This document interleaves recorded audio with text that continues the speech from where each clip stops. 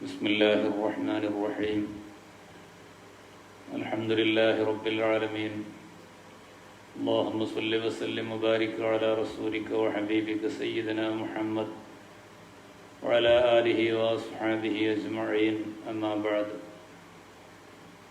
اللهم اغفر لنا ولوالدينا ولمشايخنا ولأساتذتنا ولمصنف هذا الكتاب وللشراح والقراء وجميع المصنفين الصالحين وجميع المؤمنين اللهم انفعنا بهم وبعلومهم وأسرارهم في الدارين رب يسر ولا تعسر رب تمم بالخير بسم الله الرحمن الرحيم الثالث في وجه القسمة പരിശുദ്ധ ഖുർആൻ പാരായണത്തെ അതുമായി ബന്ധപ്പെട്ട് പാലിക്കപ്പെടേണ്ട മര്യാദകൾ 10 മര്യാദകളുണ്ട് എന്ന് പറഞ്ഞ് അതിൽ മൂന്നാമത്തേത് പറയണം. അമ്മാമൻ ഖത്തമ ഫിൽ ഉസ്ബൂഇ മർറത്തൻ ഫയഖ്സിമുൽ ഖുർആന സബഅത അഹ്സാബിൻ ആഴ്ചയിലൊരിക്കൽ ഖത്മ് തീർത്തുകൊണ്ടുള്ള രീതിയാണ് എങ്കിൽ നമ്മൾ പറഞ്ഞല്ലോ, പരമാവധി ഖുർആൻ ഓതുക. ദിവസം തന്നെ 2 ഖത്മ് ഓതിയിരുന്നവരുണ്ട്. അതേപോലെ 2 ദിവസത്തിൽ ഇങ്ങനെ ആഴ്ചയിൽ ഒരു ഖത്മ് എന്നൊക്കെ പറയുന്നത് 30 ദിവസത്തിൻ്റെ ഉള്ളിൽ ഒരു ഖത്മ്. ഇത് വളരെ ചെറിയ രൂപമാണ്. ഇങ്ങനെ ഖത്മിൻ്റെ വ്യത്യസ്ത രീതികളെ നമ്മൾ പറഞ്ഞിരുന്നു. അപ്പം അങ്ങനെ ആഴ്ചയിൽ ഖത്മ് ചെയ്യുന്നവർ ഫയഖ്സിമുൽ ഖുർആന സബഅത അഹ്സാബിൻ ഖുർആനിനെ 7 ഭാഗങ്ങളായിട്ട് തിരിക്കും. അപ്പോൾ ഒന്നാമത്തെ, അതായത് സുബുഹ്, 7 സുബുഹുകൾ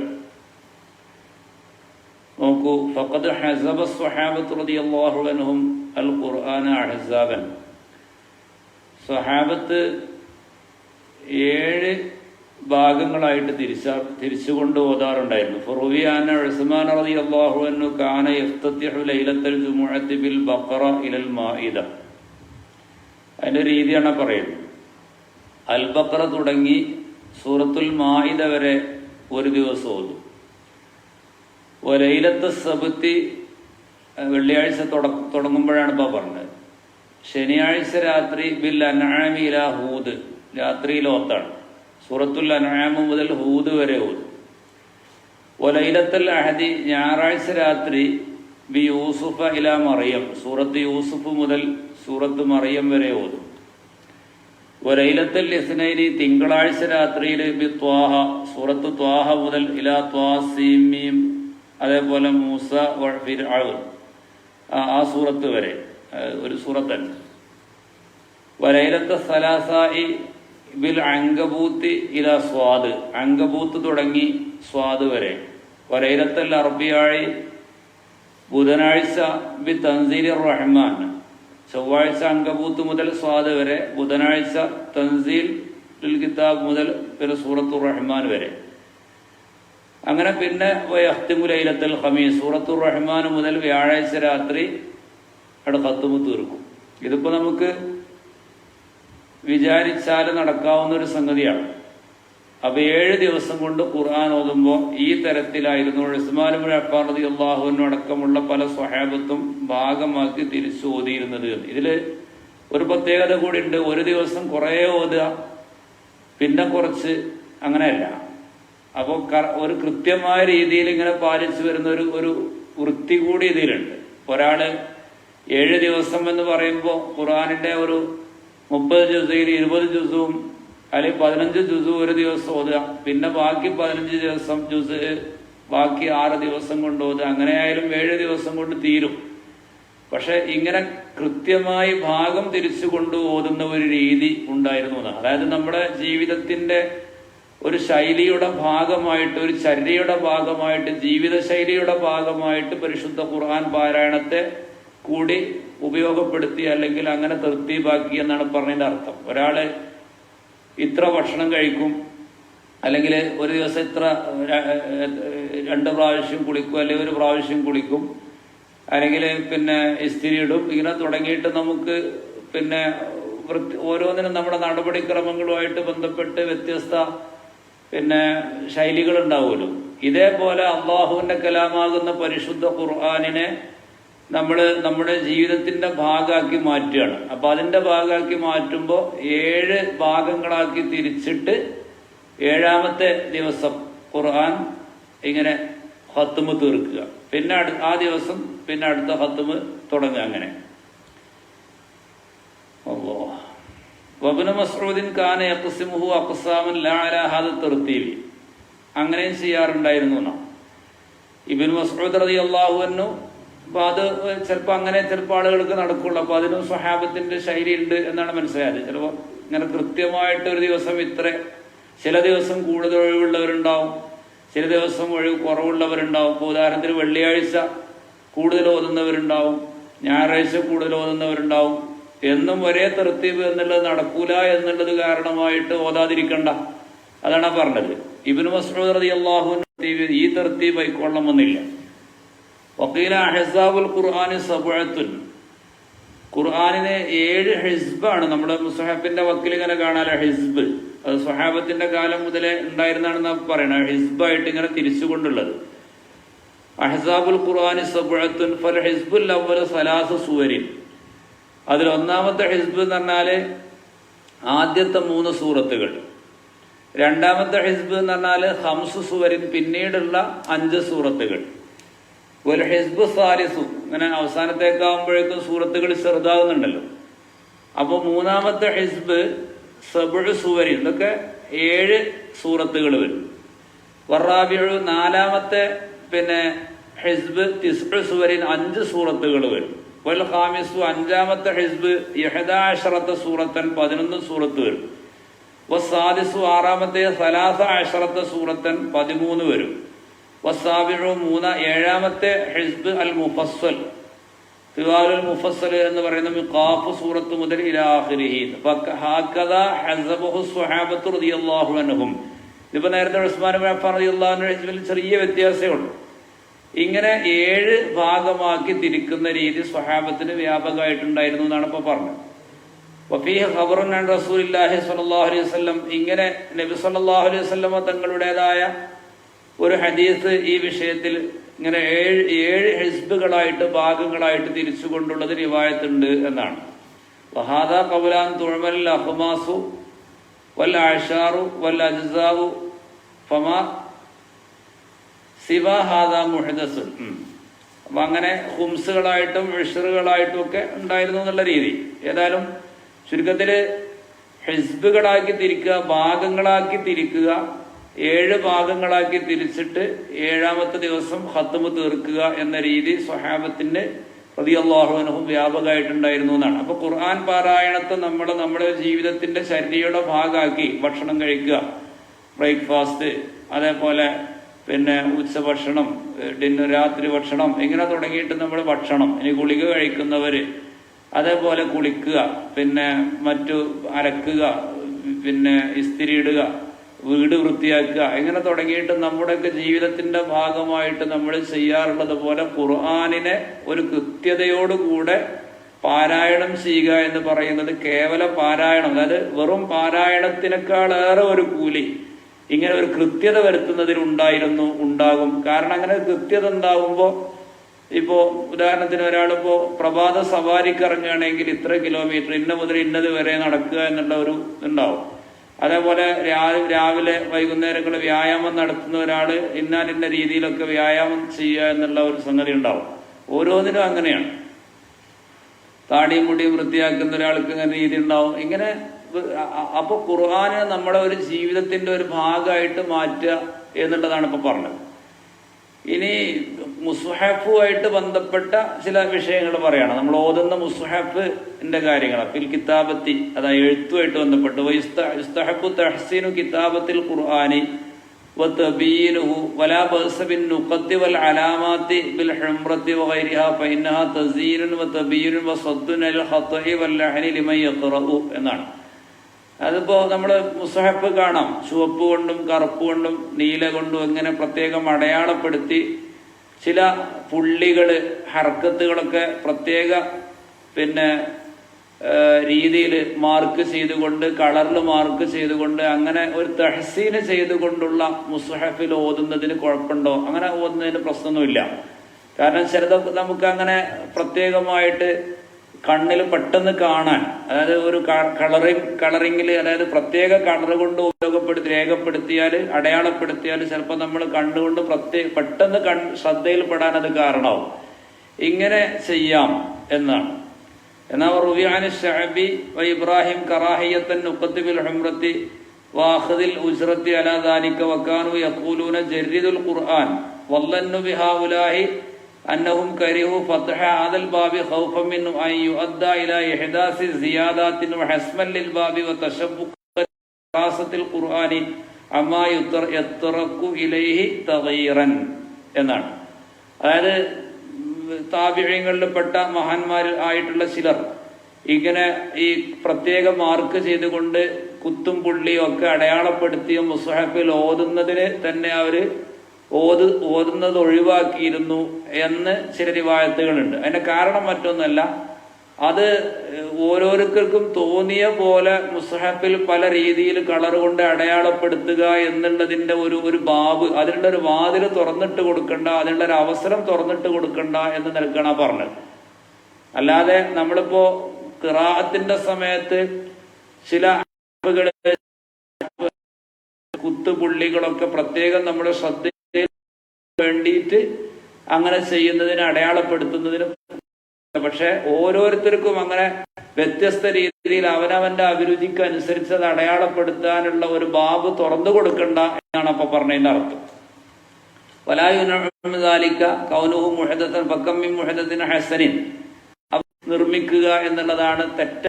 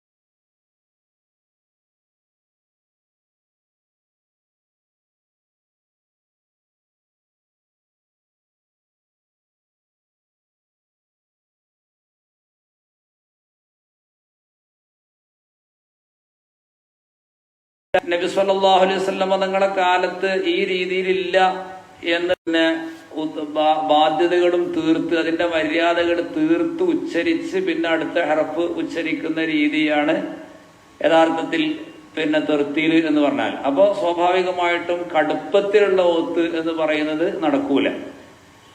മാത്രമല്ല, കടുപ്പത്തിൽ ചിലപ്പോൾ 3 ജുസ് ഓതുമ്പോൾ തെർത്തീലായിട്ടുള്ള ചിലപ്പോൾ 1 ജുസേ ഓതാൻ പറ്റുള്ളൂ. أعوذ بالله من الشيطان الرجيم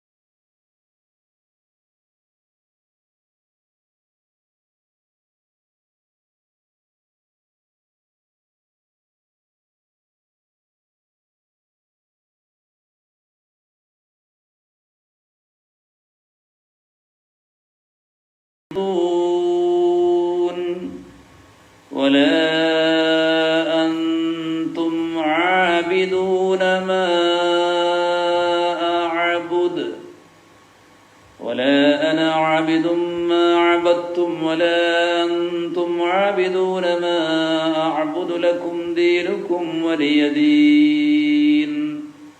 ഇങ്ങനെ പരിശുദ്ധ ഖുർആനിനെ തർത്തീലായിട്ട് ഓതുക. ഹുവൽ മുസ്തഹബ്ബു ഫി ഹൈഅത്തിൽ ഖുർആൻ, അതാണ് ഖുർആൻ ഓതുന്ന രീതിയിൽ, ഖിറാഅത്തിന്റെ രീതിയിൽ മുസ്തഹബ്, സുന്നത്ത്, നല്ലതായിട്ടുള്ളത് എന്ന് പറഞ്ഞിട്ടില്ലേ. അന്നാസൻ ഉബയ്യിനു അന്നൽ മഖ്സൂദ മിനൽ ഖിറാഅ, ഖിറാഅത്ത് കൊണ്ട് ഉദ്ദേശിക്കുന്നത് തഫക്കുർ വ തർത്തീലു മുഈനുൻ അലൈഹിന, തഫക്കുറാണ്. ഇങ്ങനെ ആലോചിച്ച് ഖുർആനെ കുറിച്ച് ഇങ്ങനെ അതിന്റെ ഓരോ ആശയത്തെക്കുറിച്ചും ഇങ്ങനെ ആലോചിച്ചു കൊണ്ട് ഓതുക എന്നുള്ളതാണ്. അതിന് തർത്തീല് സഹായകമാണ്. അതുകൊണ്ട് തർത്തീലാണ് നല്ലത് എന്ന്. വലിദാലിക, ഇക്കാരണത്താൽ നഅത്തത്ത് ഉമ്മു സലമത്ത് റളിയല്ലാഹു അൻഹാ ഖിറാഅത്ത് റസൂലുള്ളാഹി സ്വല്ലല്ലാഹു അലൈഹി വസല്ലം, നബി സല്ലല്ലാഹു അലൈഹി വസല്ലം തങ്ങളുടെ ഉമ്മു സലമ റളിയല്ലാഹു അൻഹ വിവരിച്ചത് ഫഇദാ ഹിയ തനഅതു ഖിറാഅത്തുഹു മുഫസ്സിറത്തൻ ഹർഫൻ ഹർഫാന. നബി സല്ലല്ലാഹു അലൈഹി വസല്ലം തങ്ങളുടെ ഖിറാഅത്ത് ഇങ്ങനെ അതിങ്ങനെ നമ്മൾ ഓരോ ഹർഫും ഇങ്ങനെ ഓരോന്നും വിവരിച്ച് വ്യാഖ്യാനിച്ച് അതിൽ നിന്ന് ഇങ്ങനെ കിട്ടും, ചാടും. ആ രീതിയിൽ ഓതിയിരുന്നു. വഖാല ഇബ്നു അബ്ബാസ് റളിയല്ലാഹു അൻഹു, എന്നാൽ ഇബ്നു അബ്ബാസ് തങ്ങൾ പറഞ്ഞല്ല, അൻ അഖറഅൽ ബഖറ ആല ഇംറാൻ ഉറത്തിലുഹുമാ വ ഉതദബ്ബിറുഹുമാ വ അതദബ്ബറുഹുമാ അഹബ്ബു ഇലയ്യ മിൻ അഖറഅൽ ഖുർആന കുല്ലഹു ഹദറമ. അതായത് അൽ ബഖറയും ആല ഇംറാൻ എന്ന് പറയുമ്പോൾ വലിയ സൂറത്താണ്. ആ സൂറത്ത് ഇങ്ങനെ എന്താ ചെയ്യുക, തൃപ്തിയിൽ ചെയ്തുകൊണ്ട് ഓതിയിട്ട് അതിലുള്ള ഓരോ ആശയങ്ങളും ഇങ്ങനെ ഓതിങ്ങനെ ശ്രദ്ധിച്ചിങ്ങനെ അങ്ങനെ ഓതുന്നത്, അതാണ് എനിക്ക് ഖുർആൻ ആ സമയം കൊണ്ട് അത്രയും സമയം മാത്രം കൊണ്ട് ഖുർആൻ മുഴുവൻ ഓതി തീർക്കുന്നതിനേക്കാൾ എനിക്ക് ഇഷ്ടം എന്ന് ഇബ്നു അബ്ബാസ് റളിയല്ലാഹു അൻഹു റഈസുൽ മുഫസ്സിരീനാണ്. അല്ലാഹുമ്മ അല്ലിംഹുൽ ഖുർആൻ എന്ന് നബി സല്ലല്ലാഹു അലൈഹി വസല്ലം തങ്ങൾ പ്രത്യേകം ദുആ ചെയ്ത സ്വഹാബിയാണ്.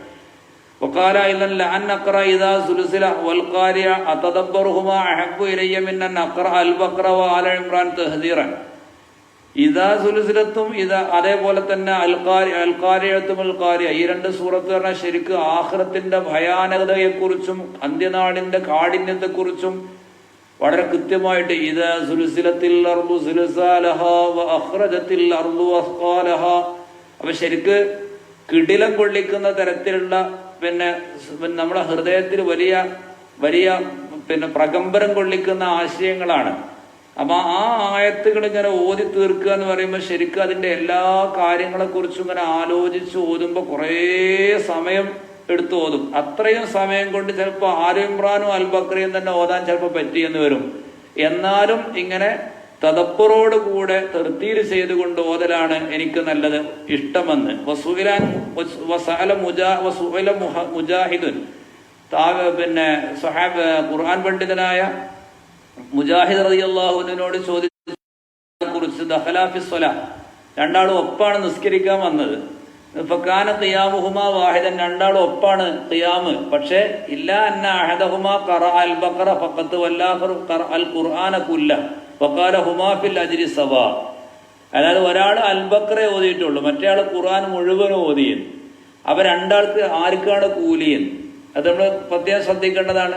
ഒന്ന് അൽ ബഖറ ഓതിയ ആൾ വളരെ തൃപ്തിയിലോടുകൂടെയും തദബ്ബുറോടുകൂടെ ഓതി, മറ്റേ ആള് അത്ര തന്നെ തൃപ്തിയിലില്ലാതെ വേഗം ഓതി തീർത്തു. രണ്ടാൾക്ക് ഒരേപോലെയാണ്. അപ്പൊ നോക്കുമ്പോൾ അൽ ബഖറ മുഴുവൻ ഓതിയ, അൽ ബഖറ മാത്രം ഓതിയ ആൾക്ക് ഖുർആൻ മുഴുവൻ ഓതിയതിന്റെ കൂലി കിട്ടി എന്നാണ് അപ്പൊ പറയുന്ന അർത്ഥം. വളരെ മന്ന തൃപ്തിയിലെ മുസ്തഹബുൽ ലാലി മുജറദി തദബ്ബുരി അങ്ങനെയുണ്ട്. അപ്പൊ നീ ആശയം അറിഞ്ഞില്ലെങ്കിലോ, നമ്മളിപ്പോ ഈ തദബ്ബുർ എന്ന് പറഞ്ഞാൽ ഖുർആനിന്റെ ആശയത്തെ കുറിച്ച് ഇങ്ങനെ ആലോചിച്ചുകൊണ്ട് ഓതുക എന്നുള്ളതാണ് തദബ്ബുർ എന്ന് പറഞ്ഞാൽ. അതിനിപ്പോ ഖുർആനിന്റെ ആശയം അറിയണമെന്നുണ്ടെങ്കിൽ അറബി ഭാഷ അറിയണം. അപ്പൊ പിന്നെ അതില്ലാത്ത ആൾക്കോ അതാ അതും. എന്നാൽ വാലം അന്ന തർത്തീല മുസ്തഹബുൽ ലാലി മുജറദി തദബ്ബുരി, ഖുർആനിന്റെ ആശയത്തെ കുറിച്ചുള്ള ആലോചനകൾ ഇല്ലെങ്കിലും തർത്തീല നല്ലതാണ്. കാരണം എന്താ, ഫൈനൽ അജമിയല്ലദീ ലാ യഫ്ഹമു മഅനൽ ഖുർആൻ, ഖുർആന്റെ ആശയം അറിയാത്തൊരു ഭാഷക്കാരൻ അറബി അല്ലാത്ത ആള് യുസ്തഹബ്ബു ലഹു ഫിൽ ഖിറാഅത്തി അയ്ലന തർത്തീൽ, അവന് ഏതായാലും അങ്ങനെ ഓതുന്ന അജമിയായ ഒരാൾക്കും തർത്തീൽ സുന്നത്താണ്. പിന്നെ